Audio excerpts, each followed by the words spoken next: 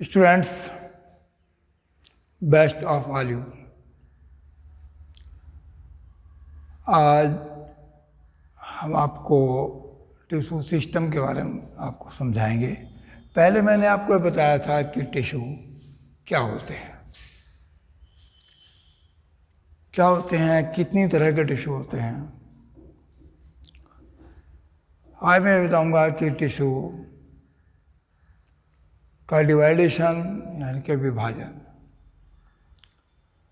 तो टिश्यू आपके प्लांट्स में यदि स्थिति को देखते हैं, प्लांट्स में जब उनकी पोजीशन को देखते हैं किस जगह पर कौन सा है, तो ये 3 टाइप के टिश्यू मिलते हैं। तो तीनों टाइप के टिश्यू हैं, उनको आप ध्यानपूर्वक पढ़ेंगे। ध्यान से समझना तो हो सकता है कि आपको बहुत अच्छा समझ में आए।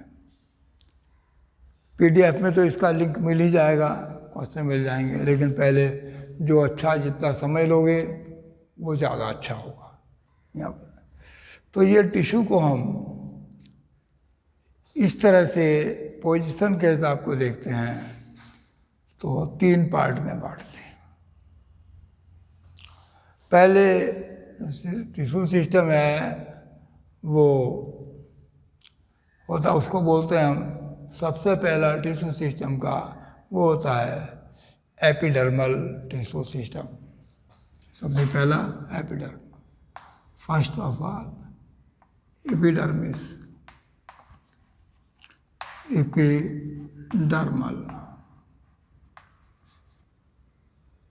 Epidermal tissue system.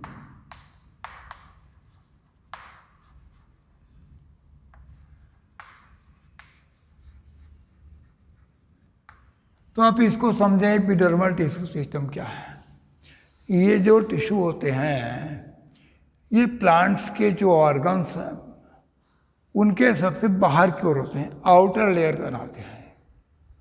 चाहे वो रूट हो या स्टेम हो या फिर लीफ हो, उसकी जो आउटर लेयर है, सबसे बाहरी लेयर है, उसका निर्माण ये एपिडर्मल टिश्यू सिस्टम करता है। इसकी जो सेल्स होती हैं वो सिंगल लेयर में होती हैं, एक पंक्ति होती है सेल्स की। जो सेल्स हैं वो सेल्स इसकी प्राय कुछ चपटी होती है, इनकी लंबाई चौड़ाई से अधिक होती है। इस तरह ये सेल्स होती हैं। ये सेल्स की पोजीशन है इनमें।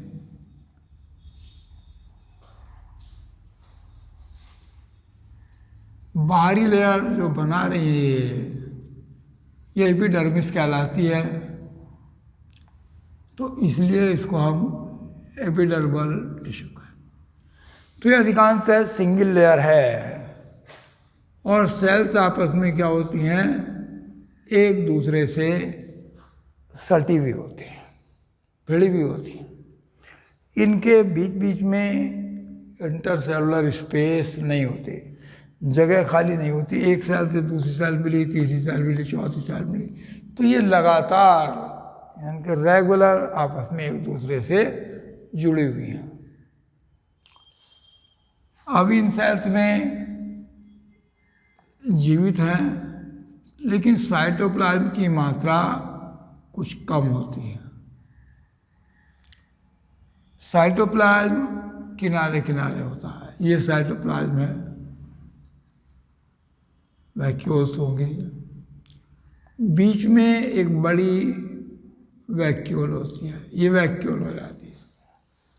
किनारे किनारे ये साइटोप्लाज्म लेयर ज़्यादा मोटी नहीं होती, थिन होती है, ये सेलुलोज की बनी होती है। अब इसमें एक बात और आती है, जो ये अब बीच में जगह भी नहीं है, वैक्यूल है, सेल जीवित हैं, साइटोप्लाज्म किनारे पर है। इनमें यदि हम स्टेम को देखते हैं तो इसके ऊपर एक लेयर होती है, एक लेयर होती है, जैसे कि वैक्स होता है, मोम टाइप एक लेयर होती है।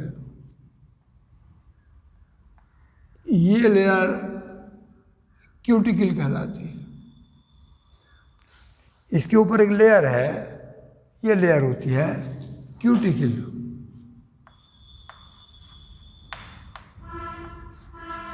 अभी क्यूटिकल लेयर स्टेम में या लीफ में तो होती है, लेकिन यदि रूट्स में एपिडर्मिस है उसके ऊपर ये क्यूटिकल लेयर नहीं होती। जो रूट्स होती हैं, रूट्स के अपर सरफेस पर क्यूटिकल नहीं है। अब इसमें स्टेम रूट की बात है, आगे लीफ पर है, लेकिन लीफ पर भी जो क्यूटिकल होती है वो यदि डाइकॉट को हम लें तो डाइकॉट में अपर सरफेस की जो क्यूटिकल है वो मोटी होती है और लोअर सरफेस की क्यूटिकल पतली होती है। जो ऊपरी सतह होती है पत्ती की डाइकॉट में, उस पर लेयर कुछ मोटी होती है और जो लोअर लेयर होती है, निचली सतह होती है, उस पर क्यूटिकल थोड़ा पतली होती है। इसी लेयर में यदि रूट्स होती है, रूट में कहीं कहीं पर ये मॉडिफाइड हो जाते हैं, इसमें हेयर्स निकले होते हैं। क्या निकले होंगे? हेयर स्ट्रक्चर मॉडिफाइड हो जाएगी, हेयर जैसे निकले होंगे। तो यूनिसेलुलर लेयर, लेकिन इसी में से हेयर जैसी रचना निकली। ये किस में होती है? रूट में। रूट में यूनिसेलुलर हेयर निकलते हैं, मॉडिफाइड होते, इनको बोलते हैं हम रूट हेयर। क्या बोलेंगे इनको? Root hair.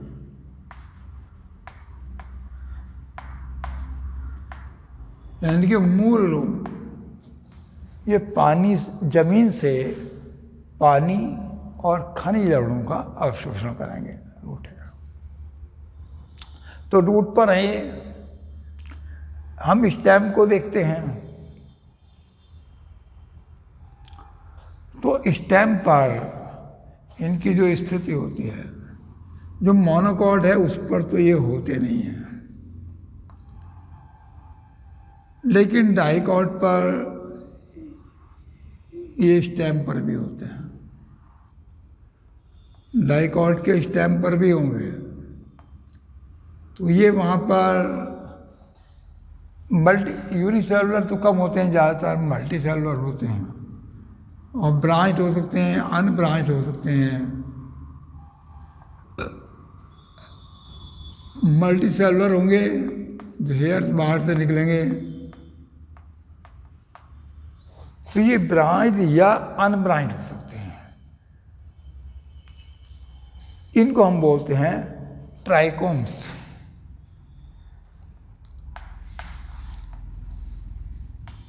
ट्राइकोम्स, ये ट्राइकोम्स कहलाते हैं, जो हेयर निकलेगा। तो ये तो इस तरह का हेयर्स हो गए। इसी लेयर में स्टोमेटा बनते हैं, क्योंकि पत्ती होती है या ग्रीन स्टेम होता है, तो उसमें क्या बनता है? इसी लेयर पर बन जाते हैं आपके स्टोमेटा। अब मैं एक स्टोमेटा की रचना बना कर दिखाता हूँ, क्योंकि स्टोमेटा भी इसी के अंतर्गत आते हैं, एपिडर्मल लेयर में आते हैं।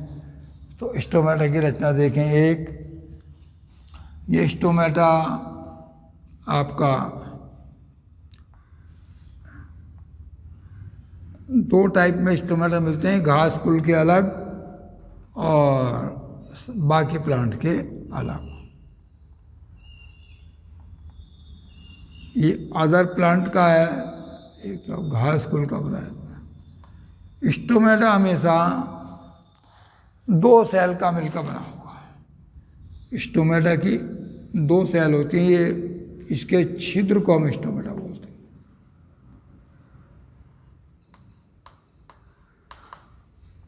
हैं। जो दो सेलों से घिरा हुआ ये छिद्र है, एक सेल ये, एक सेल ये, इसको बोलते हैं हम इस छिद्र को स्टोमेटा। ये दोनों सेल सेम के बीज के आकार की होती हैं, जैसा सेम का बीज होता है उस आकार की होती हैं। इनकी जो इनर लेयर है ये स्टोमेटा हो गया, बीच का छेद।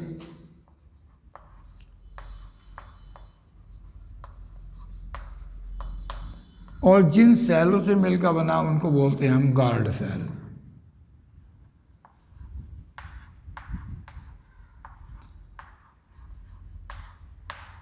ये होती हैं गार्ड सेल्स। तो गार्ड सेल्स सेम का जैसे बीज होता है उस आकार की होती हैं। और इन गार्ड सेल में ये न्यूक्लियस, इनमें क्लोरोप्लास्ट भी होते हैं। गार्ड सेल में क्लोरोप्लास्ट भी होते हैं।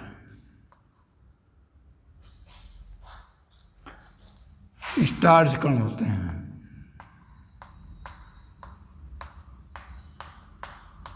बाकी साइटोप्लाज्म होता है।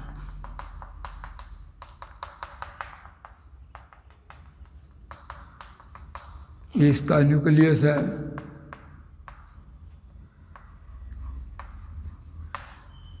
क्लोरोप्लास्ट हैं।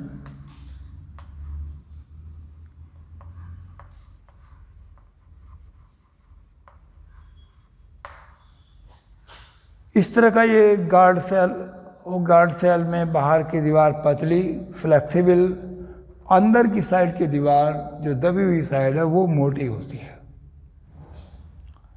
सेल एलाइव हैं यानी कि जीवित हैं।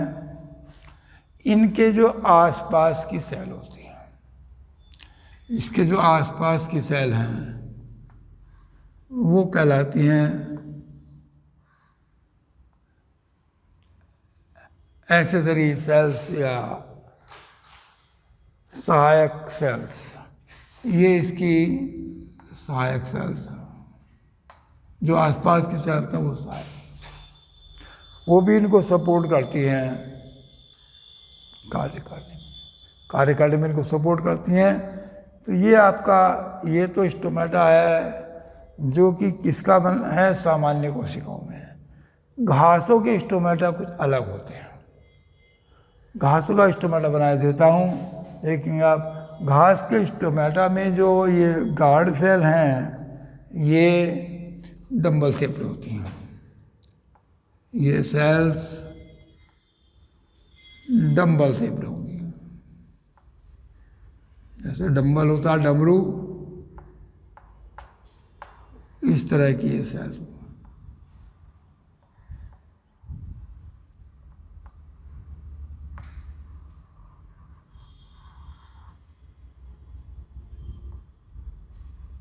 ये डमरू की आकृति में सेल्स हैं।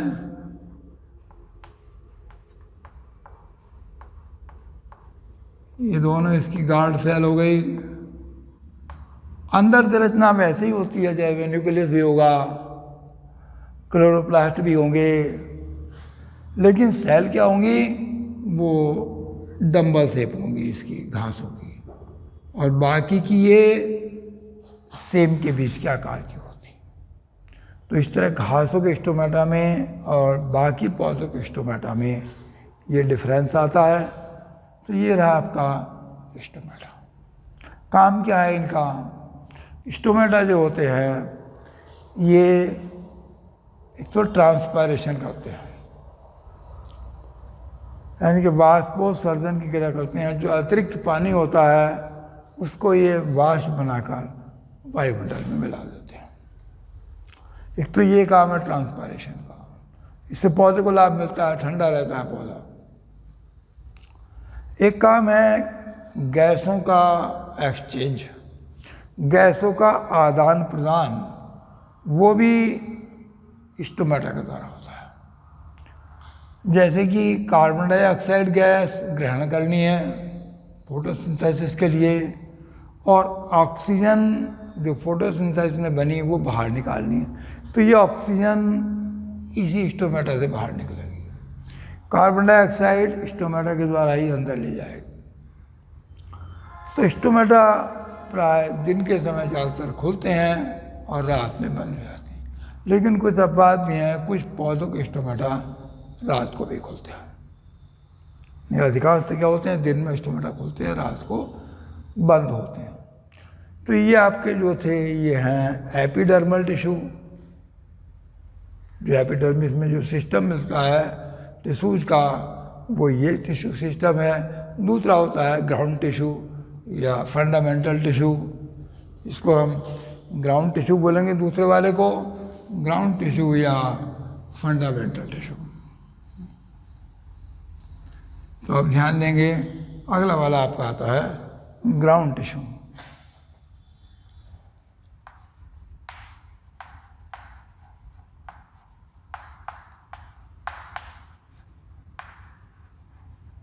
ग्राउंड टिश्यू कह दो या इसको फंडामेंटल टिश्यूज भी कह देते हैं। ये टिश्यूज जो हमारा एपिडर्मल भाग है, एपिडर्मल टिश्यू को छोड़कर और वैस्कुलर टिश्यू को छोड़कर जितना पार्ट बचता है, किसको, एपिडर्मल को छोड़ दें और वैस्कुलर को छोड़ दें, बाकी जो भी भाग बचेगा वो सब ग्राउंड टिश्यू में आता है। तो इस ग्राउंड टिश्यू में जो सेल्स होती हैं वो पैरेन्काइमा भी हो सकती हैं,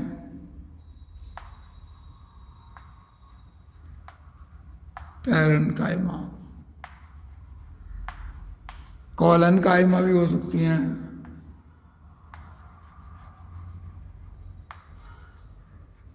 कॉलनकाइमा, और स्क्लेरेन्काइमा भी हो सकती हैं।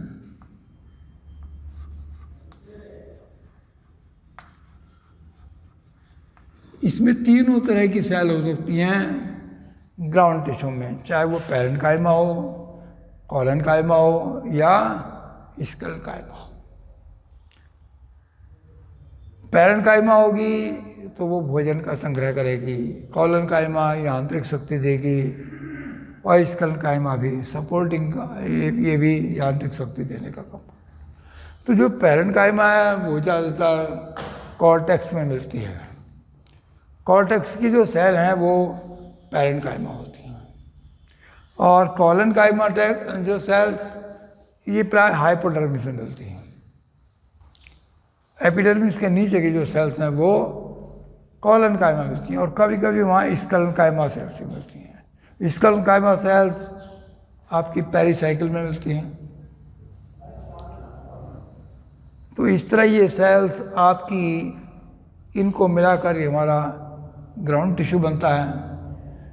समझ आए कि किस में हो जाएंगी, कॉर्टेक्स भाग में होंगी, एंडोडर्मिस में होंगी, हाइपोडर्मिस में होंगी, पिथ में होंगी और मेडुलरी रे में होंगी, मज्जा किरणों में।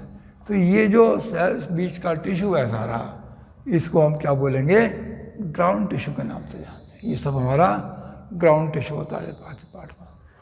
और ये लीफ में यदि देखते हैं इनको हम, तो लीफ में ये बनाती हैं स्पॉन्जी टिश्यू।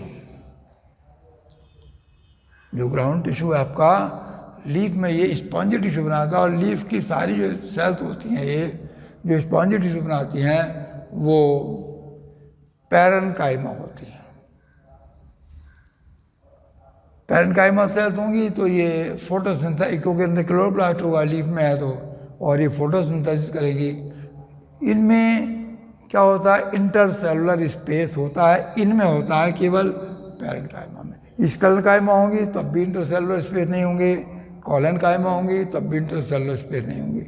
यदि पैरेन्काइमा है तो उसके अंदर इंटरसेलुलर स्पेस होंगे। तो ये मैं बताया कि कॉर्टेक्स भाग में, हाइपोडर्मिस में, एंडोडर्मिस में, पेरिसाइकिल में, पिथ में और मेडुलरी रे, इनके अंदर जो सेल्स होती हैं ये सब ग्राउंड टिश्यू कहलाएगा। बीच के स्थान को भरने वाला ग्राउंड टिश्यू कहलाएगा। अब इससे आगे लेते हैं हम, जो अभी आपको लीफ बता रहा था, लीफ में जो बीच की सेल्स हैं वो पैरेन्काइमा है, और ये सेल्स हमारी स्पंजी टिश्यू बनाती हैं। इस लीफ में स्पंजी टिश्यू दो टाइप में होता है। एक तो होता है पेरिसेल टिश्यू, और एक कहलाता है स्पंजी पैरेन्काइमा। पहली सेल टिश्यू, उसकी कोशिकाएं खड़ी होती हैं सीधे, ये पहली सेल टिश्यू होता है। ऐसे खड़ी कोशिकाएं होती हैं जो प्राय डर्मिस के नीचे होती हैं। और जो आपका स्पंजी पैरेन्काइमा है, उसकी सेल्स के बीच में स्पेस बहुत होते हैं। स्पंजी पैरेन्काइमा होगा तो इस तरह ये जगह जगह इसके अंदर स्पेस होंगे, ऐसे इसके अंदर जगह जगह स्पेस हो जाते हैं, तो ये भी लीफ में मिलेगा। इस तरह से ये आपका हुआ आपका ग्राउंड टिश्यू। तीसरा आता है वैस्कुलर टिश्यू। तो अब आप वैस्कुलर टिश्यू को देखेंगे।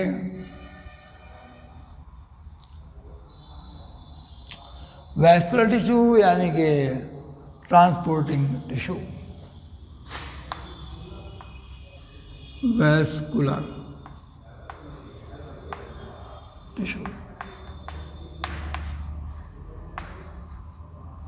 वैस्कुलर टिश्यू कह देंगे इसको, और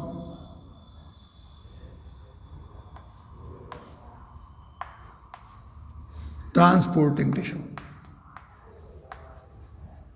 ट्रांसपोर्टिंग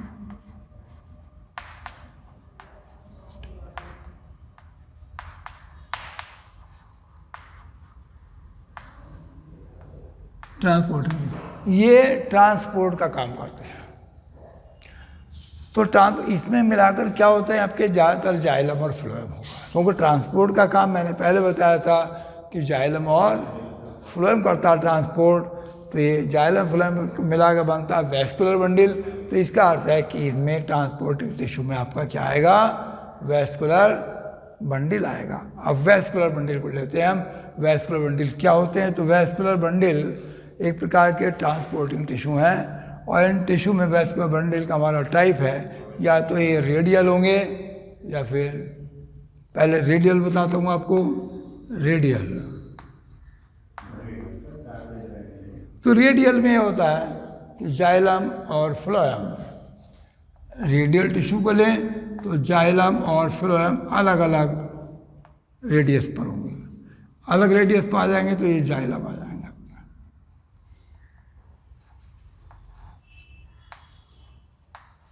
इस तरह से जाइलम, फ्लोएम, यदि ऐसा टिश्यू है जो अलग रेडियस पर, जाइलम इस रेडियस पर आ गया, फ्लोएम इस रेडियस पर आ गया, अलग अलग रेडियस पर हैं, तो इसको हम रेडियल टिश्यू कहेंगे। रेडियल वैस्कुलर बंडल हैं तो ये प्राय जड़ों में मिलते हैं। रूट्स में जो वैस्कुलर बंडल मिलता है वो रेडियल होता है। दूसरे होते हैं वैस्कुलर बंडल जो कॉन्ज्वाइंट होते हैं। कॉन्ज्वाइंट, कॉन्ज्वाइंट में जो ये हमारा जाइलम और फ्लोएम है, ये जाइलम फ्लोएम एक ही रेडियस पर होते हैं। दोनों चीज़ एक रेडियस पर होंगी, अलग अलग रेडियस पर नहीं होंगी। जैसे ये हम इसको लें,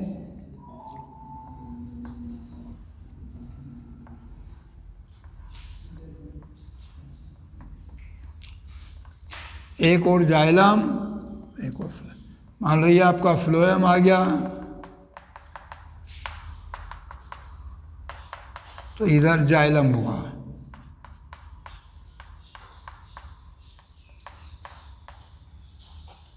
जाइलम, फ्लोएम। तो दोनों ही की रेडियस पर आ गए, जिस त्रिज्या पर जाइलम है उसी पर फ्लोएम है। तो ऐसे जो वैस्कुलर बंडल हैं वो कहलाते हैं हमारे कॉन्ज्वाइंट। अब ये जो कॉन्ज्वाइंट वैस्कुलर बंडल है इसका भी टाइप है। तो कॉन्ज्वाइंट वैस्कुलर बंडल ये जो प्राय होते हैं दो प्रकार है इसमें भी, या तो एक क्लोइड होंगे और नहीं फिर ओपन होंगे। तो दो टाइप आते हैं इसके, क्लोइड और open. Closed vascular bundle, open vascular bundle. Closed में ये होता है केवल जाइलम और फ्लोएम होता है। इनमें क्या होगा, केवल जाइलम और फ्लोएम एक ही रेडियस पर हैं, जाइलम और फ्लोएम है, तो ये आपका कहलाएगा क्लोज्ड वैस्कुलर बंडल। और यदि इनमें जाइलम फ्लोएम के बीच में कैम्बियम रिंग है, ये रिंग कैम्बियम रिंग बन जाए, यहाँ पर बना दें आपको, ये रिंग कैम्बियम रिंग बन जाए, यहाँ पर एक कैम्बियम हो तो ये आ जाएगा ओपन। ये वैस्कुलर बंडल है आपके बहुत सारे, इसके बीच में एक कैम्बियम रिंग आ जाती है।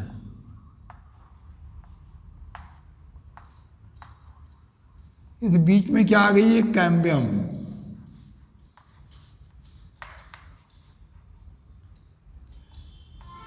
कैम्बियम आ जाती है तो ये बन जाता है ओपन वैस्कुलर बंडल।